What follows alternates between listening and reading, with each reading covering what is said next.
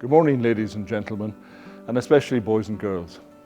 My name is John Aiken, and I'm the Head of Wellbeing. Tranquility of mind and quality of life, mindfulness and well-being are quite rightly the focus of considerable academic and specialist attention these days. And in these days, I'm going to venture to you this morning that the best thing we can possibly do, both as educators and parents, is provide an education that anchors our children with a sense of moral purpose, sound ethics and positive values. An education which provides a solid foundation based on safety and the deepest care. And also an education that enables students to forge strong, and as some of you past pupils know only too well, even lifelong friendships. On this autumnal morning, I put it to you to consider this school for your child's education. I do this in the firm belief that the King's Hospital offers one of the most highly experienced and forward-thinking care teams. Without a doubt in my mind, one of the best of any school in this country. And as you listen to other presentations today, especially from the students, I encourage you to contemplate on the relationship which exists between student and teacher at every level. A long and much valued tradition of staff being fully involved in the care and well-being of our students continues to provide the nucleus for this support. Running in support of our management systems for year and house groups, I want to mention another, I believe, significant differentiator. And this is what we refer to as our safety circle, a well-being team which seeks to support and look after all our students and indeed staff members. Support for suffering with extreme stress, anxiety, health, being at risk, and/or suffering bereavement.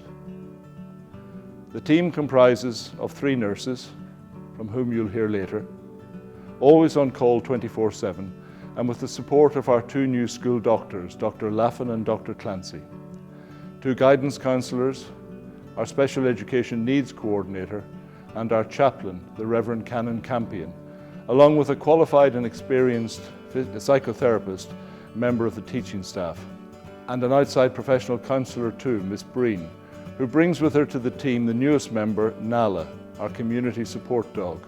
These colleagues and 4-legged friend support me in my role and the headmaster in his.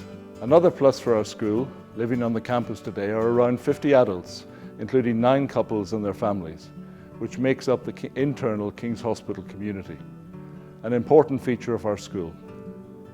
As you go on your virtual tour this morning, you will enter and view what is a full-time living and working community of teaching, administrative, nursing, catering, maintenance and ground staff.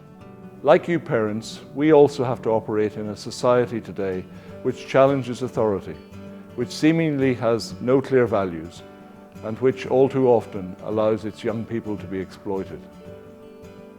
Our objective here at the King's Hospital continues to be to uphold the highest possible standards in creating a community based on cooperation and mutual respect. We have a simple code of conduct which reflects the Christian ethos of this school. Best practice dictates that we try to enforce it both firmly and fairly, yet also with compassion and humanity. The emphasis here is on upholding truth, showing respect for oneself and others, and above all else, of accepting responsibility for one's own actions. Ladies and gentlemen, we here at the King's Hospital have a duty to provide the strongest and safest environment in which your daughter or son will flourish and grow. Never more so than in these challenging times of COVID, our emphasis remains firmly on people. Our facilities truly stand out, but I venture to tell you, it is our students, our teaching and support staff that make this school your school of choice. Please enjoy your virtual morning with us, and thank you for listening. Take care, and above all else, stay safe. She is a specially trained dog who works with myself and the children here in the school. So when children come up and see me, Nala is here if the children are okay with that. And she has, as you can see, her bed that she stays in, and then when a child is settled, Nala will come over and say hello, much like she's doing with me, and the child can rub her. So as you can imagine, if a child is feeling anxious or unsure or missing home, they can just come in here and sit, and they'll hold Nala's paw or just rub her head, and it's a great source of comfort.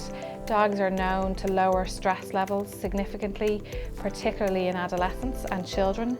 Nala has come from the Irish Guide Dogs, so she will be 2 in December. So she's had a 1.5 years of training. She was in school, much like we are, for the last 5 months from 8 to 4, Monday to Friday, training with the Irish Guide Dogs, especially to come and be with us. And so she's part of a pilot program that they're running, and she's settled in really well, and we're really grateful to have her. And she lives with me, and her role, as I said, is to work with children and myself. And then you'll see us on the corridor walking around, and children are allowed to say hello to her, but they just need to ask permission first. And she's extraordinarily friendly and very calm, and is loving school community, and is very much settled. So we look forward to meeting you.